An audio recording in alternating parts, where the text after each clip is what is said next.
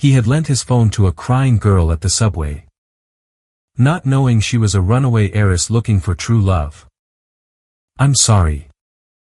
My phone's gone. I can't call anyone." Her voice was thin, almost swallowed by the roar of the approaching train.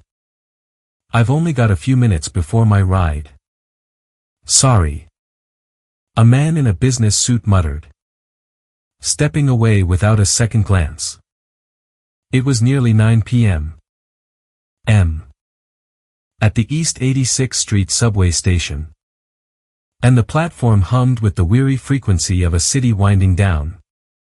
The overhead lights flickered like tired eyes, casting long shadows that danced with the hurried steps of commuters. Luggage wheels rattled.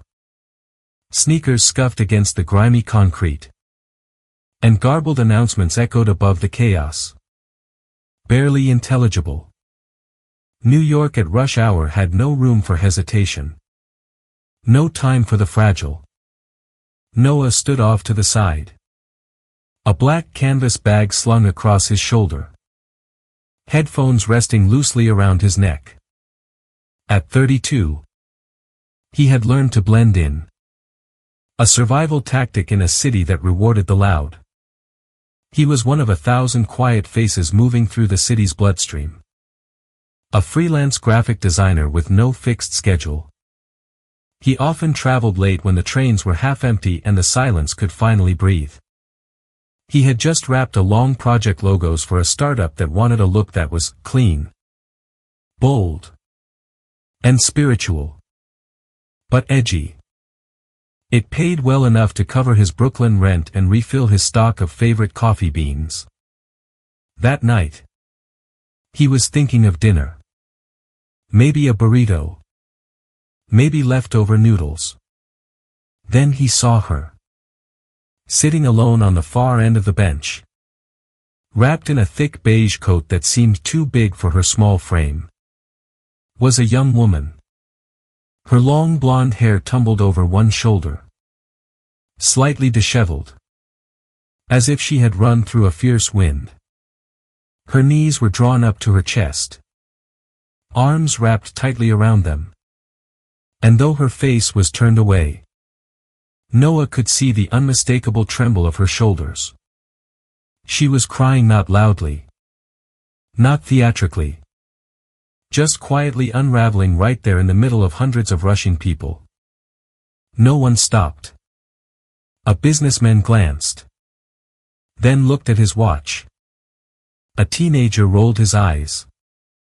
Someone muttered something, probably drunk, and kept walking. She was invisible. Noah stood frozen for a second, his fingers tightening around his phone. Then, he took a step forward. "Excuse me," he said gently, crouching a few feet away so he wouldn't startle her. "Are you okay?" The girl jerked her head up. Her eyes were red-rimmed but startlingly alert.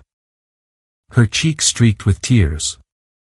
She looked shocked, as though no one had spoken directly to her in hours. Lost my phone," she stammered, her voice catching. "I need to make a call. Just one." "But nobody." Noah nodded before she could finish, a sense of calm settling over him. "It's okay. Here." He held out his phone, unlocked and ready. "No questions. Just take your time." She stared at the device as if it were a lifeline. "Are you sure?" "I'm still standing here," he said with a half-smile. "Besides, I've still got time for someone who needs to be heard." Her lips trembled. She reached out with shaking fingers and took the phone, her hand cold against his. Noah stepped back, giving her space, watching the way she turned her back to the crowd, instinctively shielding herself from the indifferent world. She stared at the screen for a long time, her fingers hovering over the keypad. She typed something. Paused. Erased it.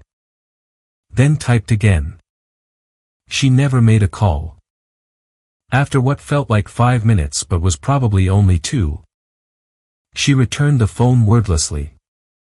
Her gaze dropped to the floor. Her voice barely audible. Thank you. Noah looked down at her. A furrow in his brow. Do you want me to call someone for you? She shook her head quickly. No. I needed to say something. And I didn't know who else to tell. Before he could respond, she stood up abruptly. The train rolled into the station with a gust of wind and a screech of brakes. Its headlights blinking. She stepped toward it. But then turned to glance back at him. Just for a second. Her eyes held something Noah couldn't name, a mixture of pain, gratitude, and maybe apology. Then she disappeared into the crush of people. Noah stood there as the train pulled away. Its red taillights shrinking into the darkness of the tunnel. His phone was still warm in his hand. He looked at the screen instinctively. A message window was still open. She had typed something but never hit send. It read, I don't want the money. I just want to be seen. He read it 3 times. Then, slowly, he closed the screen. The next train wouldn't arrive for another 12 minutes. He sat down on the cold bench where she had just been. The echoes of her voice and that unsent message lingering in the air like smoke. And for reasons he could not explain, Noah did not delete the message. The train had long vanished down the tunnel, leaving only the familiar whoosh of wind and the scent of hot steel behind. Noah remained on the bench, staring at the phone in his hands. The screen was still lit. The messaging app open. She had never hit send. He hesitated, his thumb hovering over the glowing rectangle. He knew it was an invasion of privacy to look again. But something about the way she had stared at the screen trembling, aching, as if those words weighed everything she had carried, made him pause.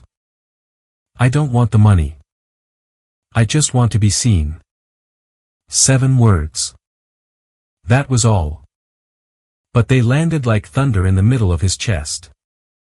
He stared at them, rereading every syllable. Not for meaning, because the meaning was clear, but for the ache beneath it. The kind of ache that didn't just come from loss, but from being utterly invisible, unheard. He locked his phone and stood slowly, feeling the chill of the subway platform finally settle into his bones. The bench where she'd sat was still faintly warm, like the echo of someone who had been there and yet, somehow, never belonged. By the time he stepped out onto the sidewalk, the city had settled back into its usual rhythm. Taxis honked. Neon signs blinked. And people moved with the same determined pace they always had. The moment underground already felt like a dream, too delicate for the world above. When he got home, he didn't turn on the lights right away. His apartment was modest, a second-floor walk-up in Brooklyn, sparsely furnished with plants, books, and the sketches he never showed anyone. It smelled faintly of coffee and dust. He dropped his bag, sat on the edge of the couch, and opened his phone again. The message was still there. He didn't delete it. He didn't clear it or save it. He just stared at it, as if it might change, as if a name or a reason might magically appear. But none came. Who was she? She hadn't looked like someone who wanted attention. She wasn't dramatic or demanding. She hadn't begged.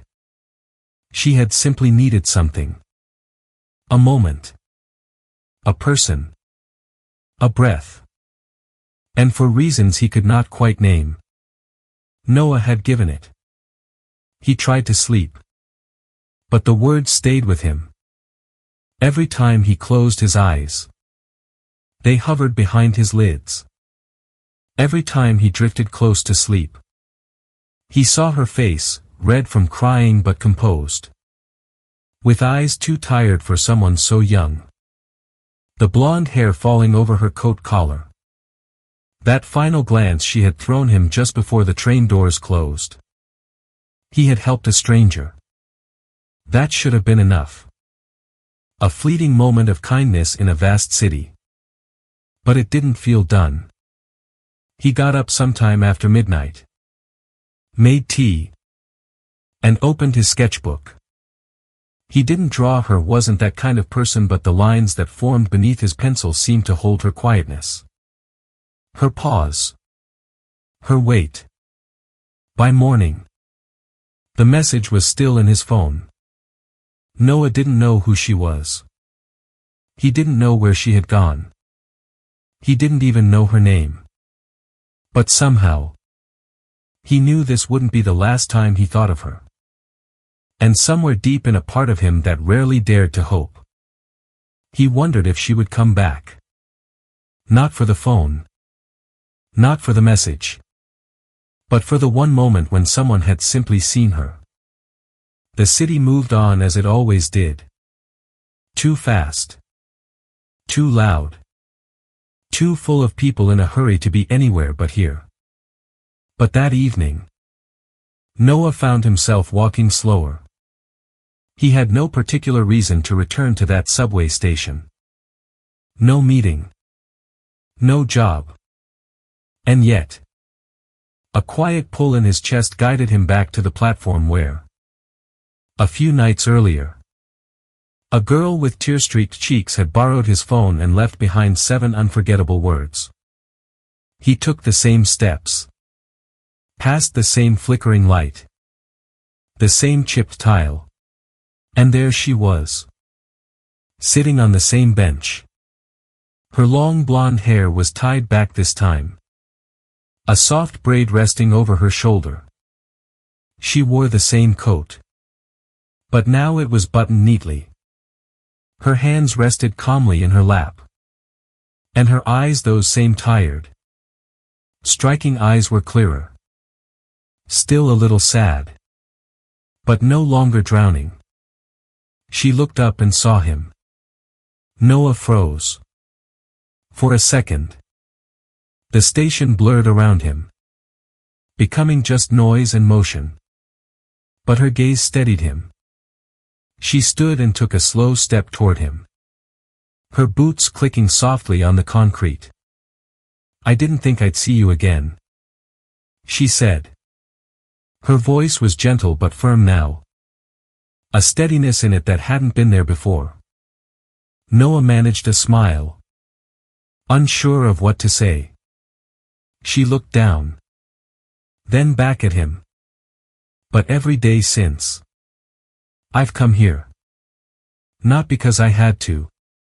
But because I wanted to. I kept thinking.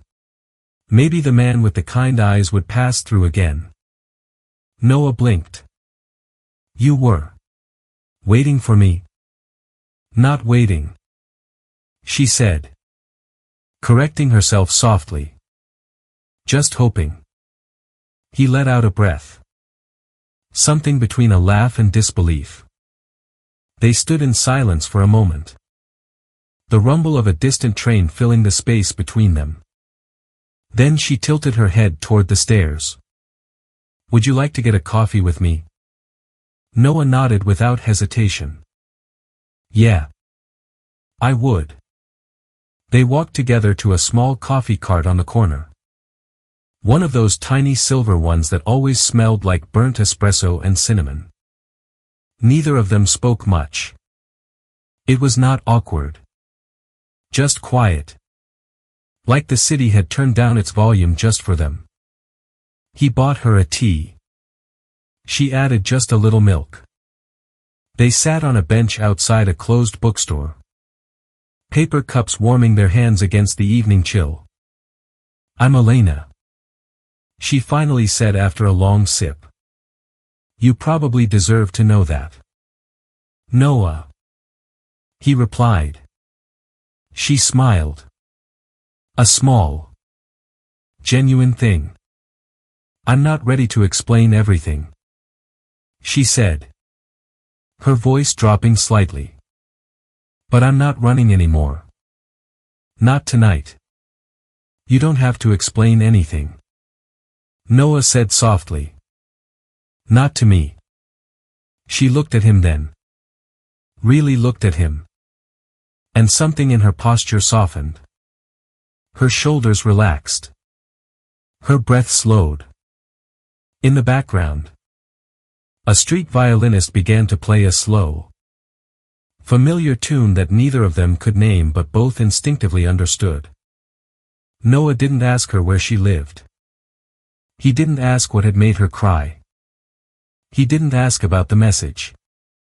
And Elena didn't offer. They just sat. Their drinks half finished.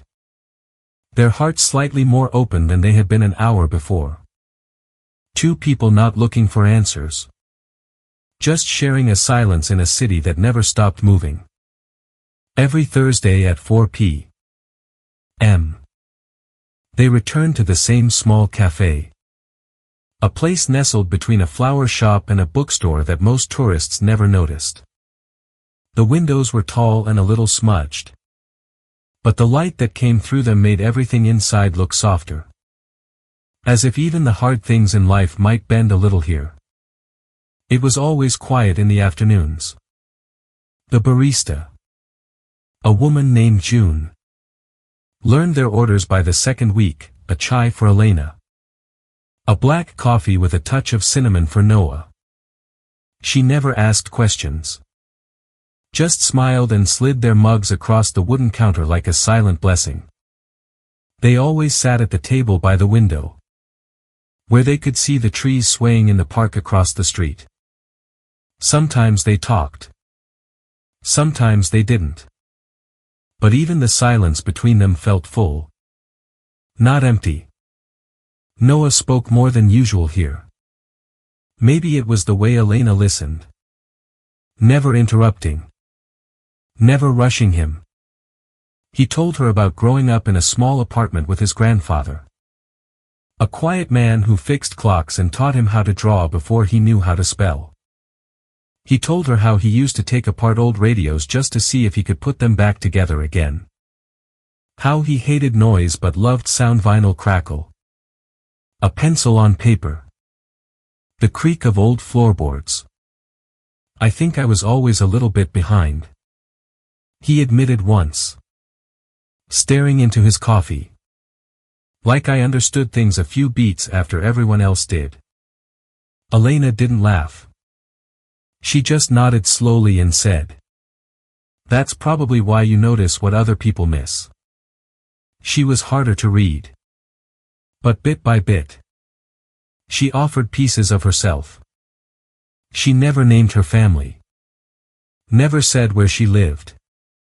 But she told him about her childhood, about rooms full of people who smiled with their teeth but never with their eyes. About long dinners where she was taught to listen but not speak.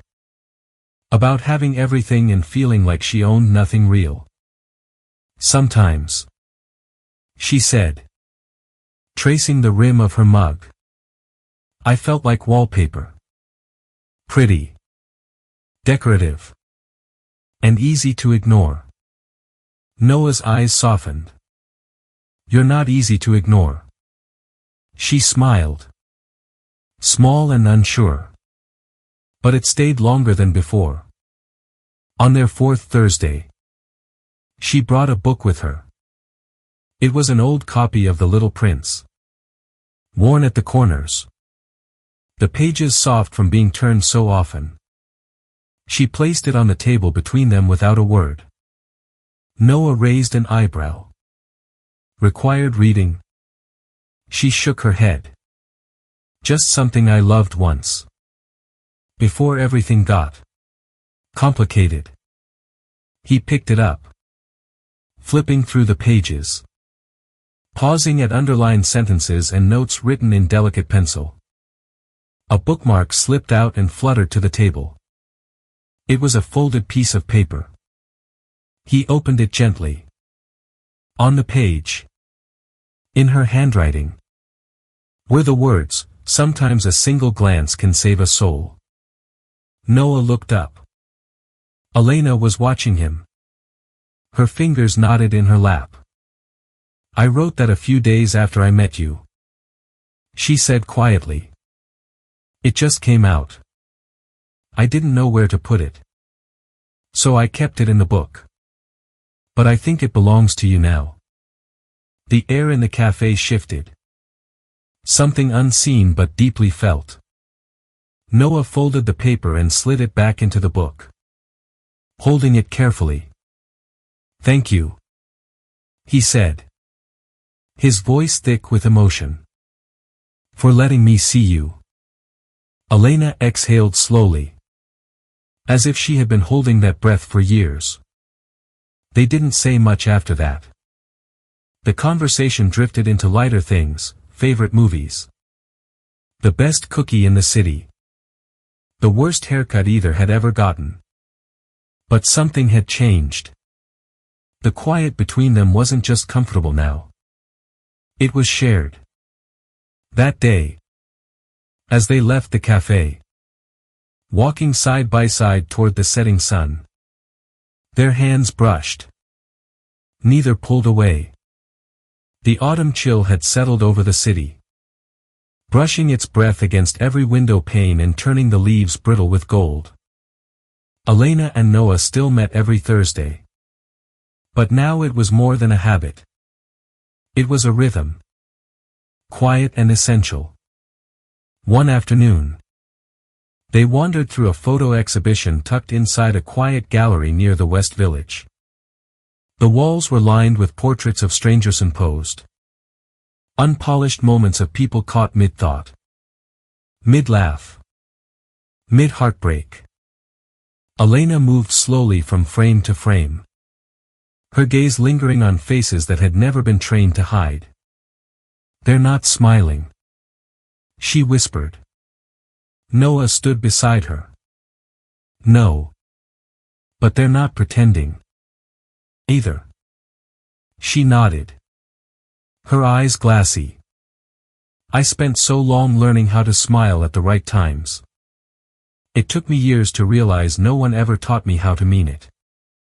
They stepped outside into the biting wind, and Elena tugged her coat tighter. They walked in silence for a few blocks until they reached the edge of Central Park. The benches were half empty, the trees rustling gently above. "Can we sit?" she asked. Noah nodded, and they found a quiet bench beneath a flame-colored maple.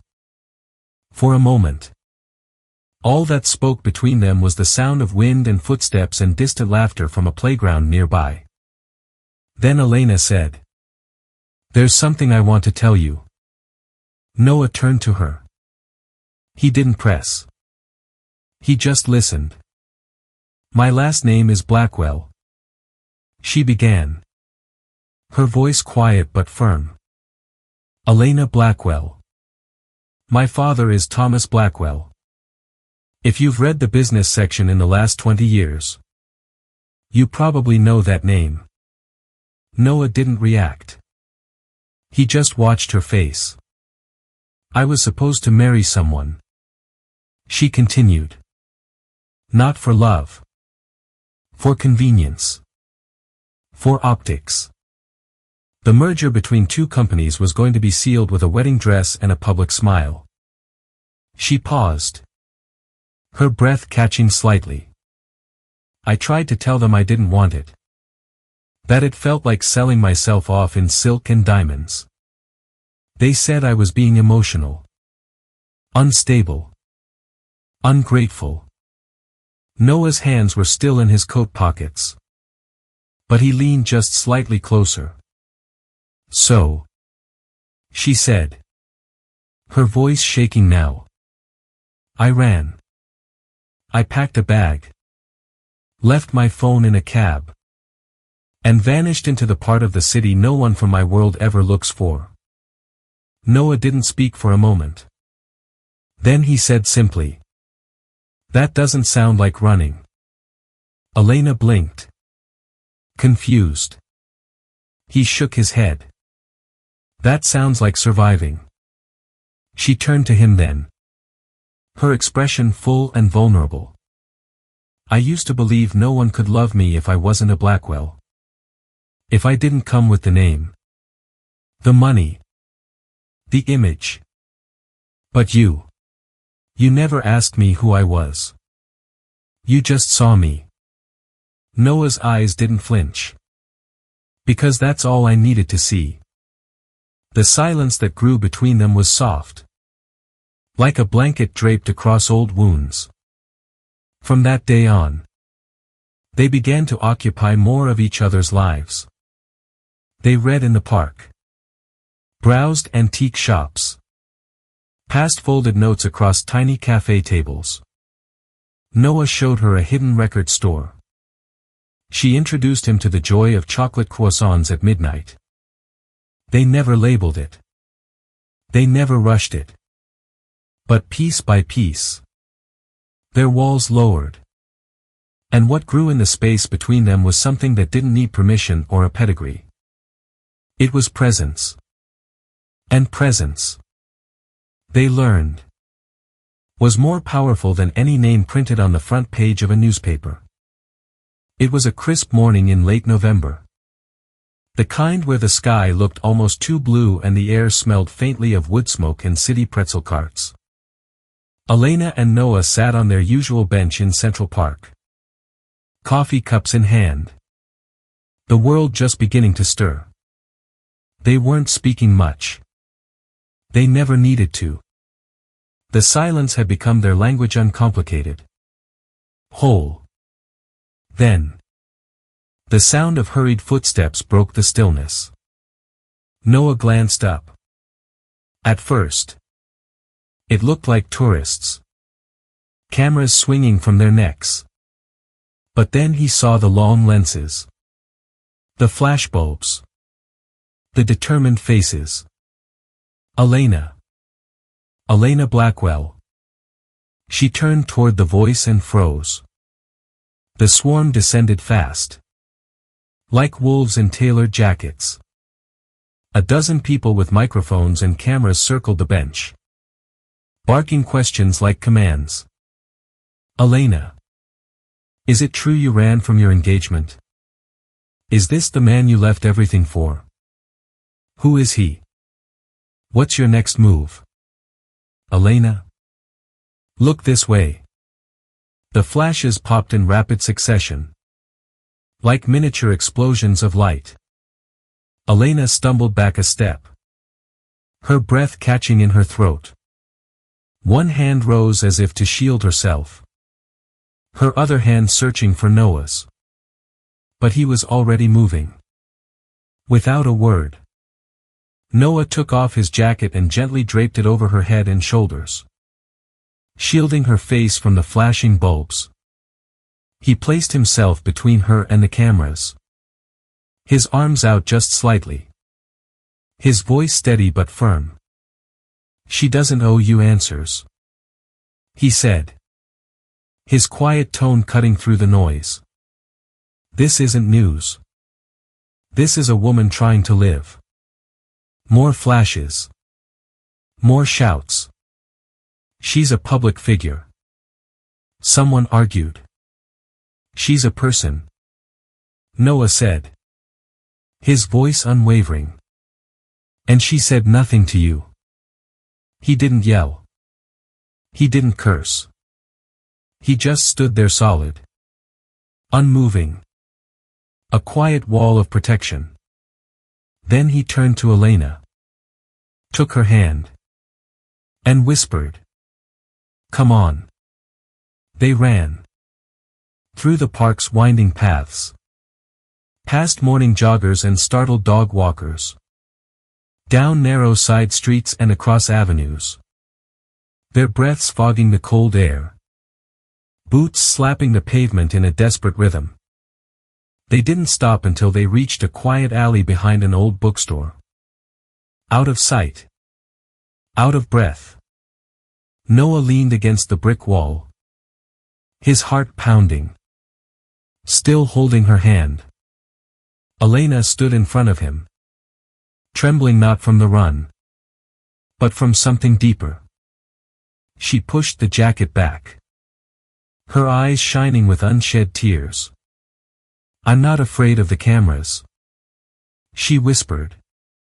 Her voice shaking. "It's not the flashes or the headlines." She took a step closer.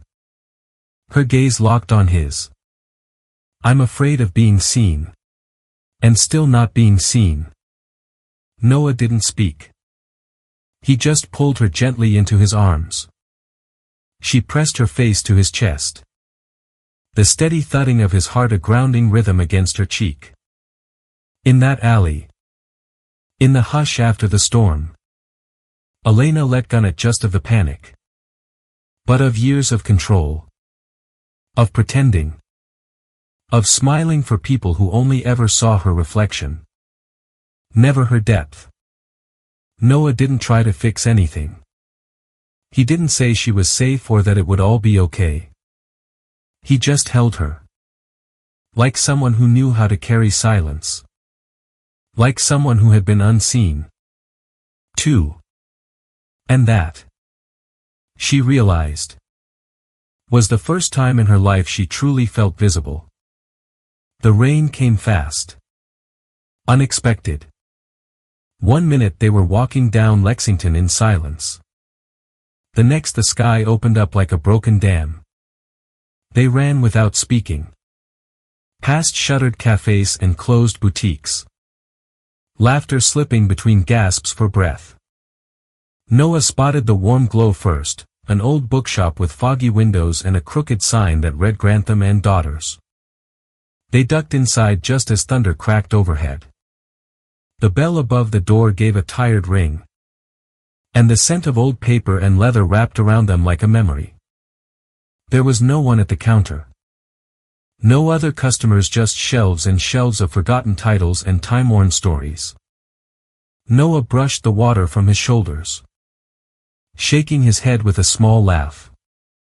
"I guess this city still has some hiding places left." Elena didn't answer. She stood by the doorway. Breathing hard. One hand still clinging to the edge of his coat. As if she hadn't realized she'd been holding on. He turned and caught the look in her eyes. She wasn't looking at the books. She was looking at him. As if she were seeing something she hadn't allowed herself to see until now, or maybe something she hadn't dared believe was real. He led her to a corner of the shop where a single, worn armchair sat under a dusty skylight. A small reading lamp hummed softly beside it. They sat. Noah on the floor beside her. Elena curled in the chair like a child coming in from a storm. For a while, they just listened to the rain drumming against the glass. Then Elena spoke. Her voice small but sharp in its honesty. "I've spent most of my life being told what to do. Where to stand. Who to be. Everything from the way I wear my hair to the people I'm allowed to love has been decided for me." She paused. Her hands twisting in the fabric of his coat. "I know how to be obedient. How to perform. But I don't know how to be trusted. I don't know how to let someone in and believe they'll stay." She looked down. Ashamed of the tremble in her fingers. Noah didn't try to fix it. He didn't offer easy promises or platitudes. Instead, he gently reached out and placed his hand over hers. "I don't know what tomorrow brings," he said. His voice low and steady. "But I do know this. When you look at someone the way you've looked at me, that person is lucky. Because it means you're choosing to see them. Really see them. He paused. His thumb lightly brushing her knuckles. And you deserve someone who sees you back. Every day. In the same way. Elena blinked hard. But the tears came anyway, quiet. Relentless. Like the rain against the window pane. She didn't speak. She just leaned forward and rested her forehead against his. And for a long time they stayed like that. Breathing in the same small space. Anchored by a closeness neither of them fully understood. But both had already begun to need. Noah thought maybe she'd vanish again. That once the storm passed, she'd slip away into the shadows of her world. Back to names and contracts and obligations. But she didn't. She stayed. When the rain stopped and the shopkeeper returned, raising an eyebrow at the pair huddled in his reading corner, Elena stood slowly and reached for Noah's hand. She didn't let go. They stepped outside together. The world was washed clean. The air smelled of possibility. And for the first time, Noah realized she wasn't running anymore. The room was small. Just a modest community library tucked between an elementary school and a laundromat. The overhead lights buzzed faintly. The chairs were mismatched. And the microphones were slightly outdated. But every seat was filled. The quiet in the room held weight. Elena stood at the front in a simple white button-down shirt. Her blonde hair pulled into a loose, low knot. No makeup. No designer labels. Just her. For the first time. Entirely herself. The cameras clicked. But not with the frenzy of tabloids. These were local journalists. Community bloggers. A few curious neighbors, people who had seen the headlines. Yes. But who now came to hear from her. Not about her. She took a deep breath and stepped forward. My name is Elena. She began. Her voice steady. Not Elena Blackwell. Not the heiress. Not the runaway. Just Elena. Her gaze swept across the room, landing gently on each face. I left because I was afraid. Afraid that if I stayed, I'd disappear. Not from the world, but from myself. I was surrounded by people who saw my name, my value, my use, but not me. She paused, taking a breath.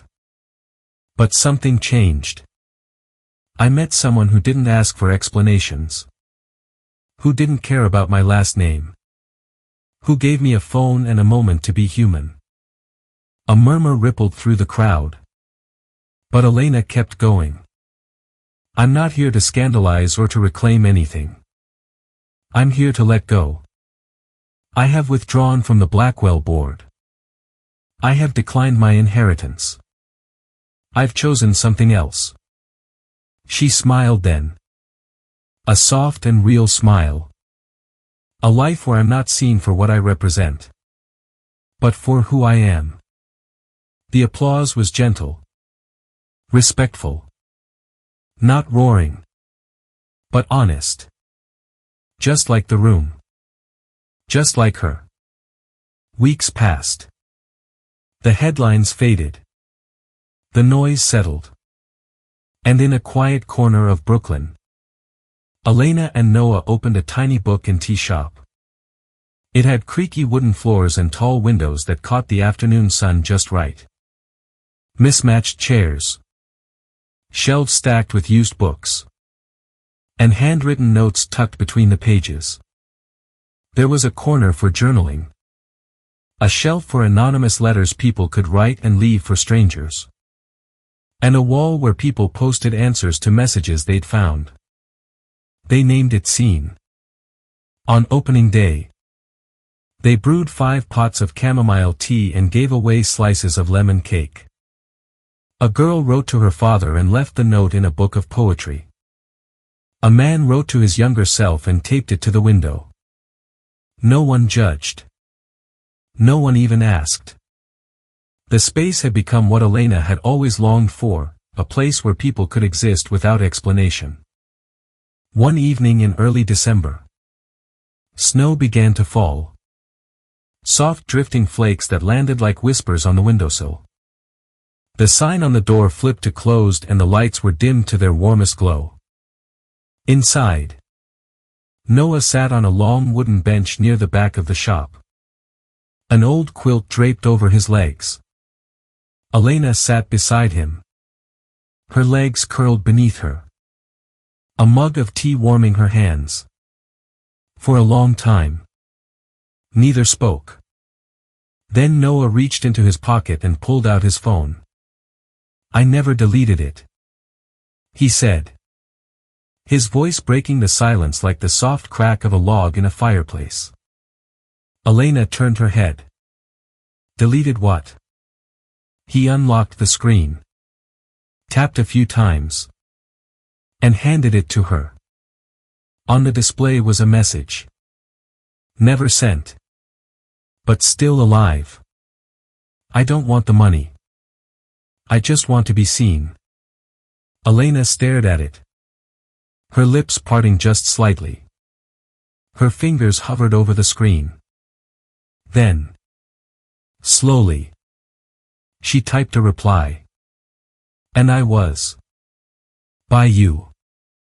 She looked up at him, her eyes full of a quiet, certain love, and pressed send. Noah smiled. Not the small, polite kind he used with strangers, but the kind that reached deep into his chest, cracked him open, and let her in. The next morning, the world was wrapped in white. Elena unlocked the front door of Scene, broom in hand, ready to sweep the fresh snow from the steps. But something caught her eye. On the small table just outside the door, held down by a smooth river stone, was a folded note on thick cream paper. She picked it up, her fingers numb from the cold, and opened it carefully. "Thank you for giving me a place to feel seen." No name. No signature. Just that. She held the note to her heart and smiled, her breath misting in the crisp morning air. Behind her, Noah stepped out of the doorway and wrapped a soft wool scarf around her neck. He kissed the top of her head, then the corner of her cheek. He whispered, "I never thought the girl who borrowed my phone would be the one to steal my heart." Elena turned, a playful glint in her eyes, and reached up to gently pinch his nose. "You're such a sap," she teased, lightly tapping his chest. "Guilty," he said, laughing, the sound warm and real. Their love wasn't a headline. It was a quiet, dog-eared page in a beloved book. It wasn't a merger or a contract. It was the shared warmth of a teacup on a snowy day. It was presence. It was peace. And as they stood there for a moment, the city waking up around them, the snow still falling gently like punctuation to the quietest, truest kind of love, they knew they had built more than a shop. They had built a sanctuary. They stepped back inside together, and the little bell over the door chimed. A soft welcome to whoever might need to be seen next. Sometimes the smallest acts of kindness, like handing a phone to a stranger, can change the course of 2 lives forever. Noah didn't need a name or a background to see Elena. He simply needed a moment of honesty and a heart open enough to listen.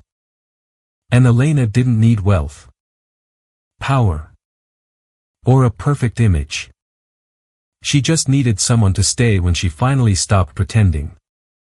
Their love was not built on grand gestures or dramatic confessions, but on silence shared, hands held through fear, and the quiet, revolutionary power of truly being seen. If this story touched your heart, reminded you of the beauty in small kindnesses, or made you believe in love again, please like, share, and subscribe to Soul-Stirring Stories. Every story here is written to heal, to inspire, and to remind you that sometimes the most unforgettable moments begin with a whisper. We'll see you in the next story. Until then, take care, and never stop seeing the people who matter.